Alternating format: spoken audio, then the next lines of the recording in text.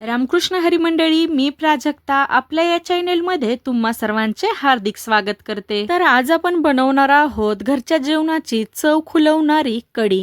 कढी अशी हवी की पहिल्याच घोटात तिची आंबट खमंग चव जिभेवर रेंगाळली पाहिजे। तर आज मी एकदम सोप्या पद्धतीने तुम्हाला कढी कशी बनवायची ते सांगणार आहे। तर चला रेसिपीला सुरुवात करूया। कढीसाठी या ठिकाणी मी अर्धा किलो ताजं दही घेतलेलं आहे। आता हे जे दही आहे ना, हे डायरेक्ट मी मिक्सरच्या भांड्यामध्येच टाकलेला आहे। त्याच्यामध्ये 2 चिमूट मी हळद टाकलेली आहे। या ठिकाणी 1 चमचा मी बेसन पीठ देखील याच्यामध्ये ॲड केलेला आहे। आता ही जी कढी आहे ना, ही जेवणासोबत मी पिण्यासाठी बनवत आहे। जर तुम्हाला कढी भातासोबत खाण्यासाठी जर बनवायची असेल तर 1 चमचा ऐवजी 1.5 चमचा बेसन पीठ तुम्ही याच्यामध्ये ॲड करा। आता मिक्सरमध्ये वाटून घेतल्यामुळे तुम्ही बघू शकता की दही आणि बेसन किती छानपैकी मिक्स झालेलं आहे। त्याच्यामुळे ना कधी पण कढी करताना ना मी असं मिक्सरमध्येच त्याला फिरवून घेते, असं चमच्याने फेटत नाही किंवा रवीने त्याला घुसळत बसत नाही। असं केल्याने ना खूप छान क्रीमी बनते कढी। तर आता कढी बनवायला स्टार्ट करूया। या ठिकाणी एका कढईमध्ये 2 पळ्या मी तेल टाकलेल्या आहे। तेल चांगलं गरम झालं की लसणाच्या 5-6 पाकळ्या बारीक चिरून देखील याच्यामध्ये मी टाकलेली आहे आणि 1 चमचा मोहरी देखील टाकलेली आहे। आता या दोन्हीचा कलर छान चेंज झाला की याच्यामध्ये मी 1 चमचा जिरे ॲड केलेली आहे आणि कढीपत्त्याचे काही पाने देखील टाकलेली आहे। कढीपत्त्याने ना कढीला खूप छान टेस्ट येते।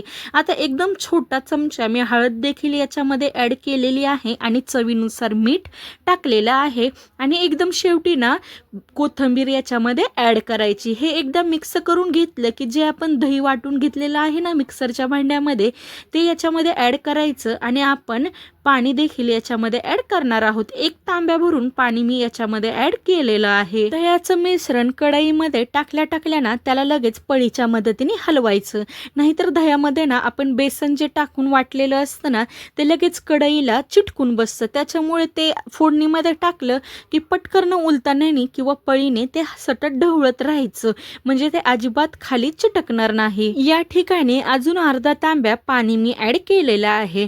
अर्धा किलो दह्याच्या कढीसाठी या ठिकाणी मी टोटल 1.5 तांब्या पाणी वापरलेलं आहे आणि याच्यामध्ये चवीनुसार मीठ देखील मी ॲड केलेलं आहे। या ठिकाणी कढीसाठी मी आंबट दही वापरलेलं आहे। जर तुम्ही जास्त आंबट खात नसाल तर कमी प्रमाणात आंबट असलेलं दही देखील तुम्ही वापरू शकता। ही जी कढी आहे ना तिला आपण मीडियम फ्लेमवर शिजू देणार आहोत।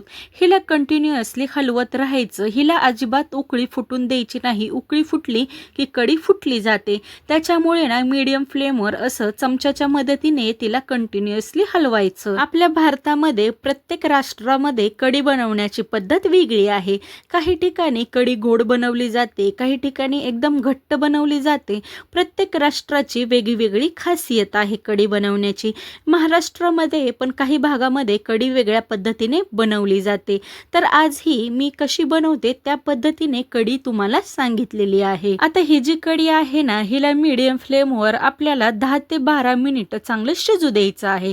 फक्त शिजवताना ना कंटिन्युअसली कढीला असं मध्ये मध्ये हलवायचं, जेणेकरून आपली जी कढी आहे ना ती फुटू नये। कढी जर फुटली तर कढीला ज्या पद्धतीने क्रीमी स्ट्रक्चर आहे ना ते अजिबात राहणार नाही।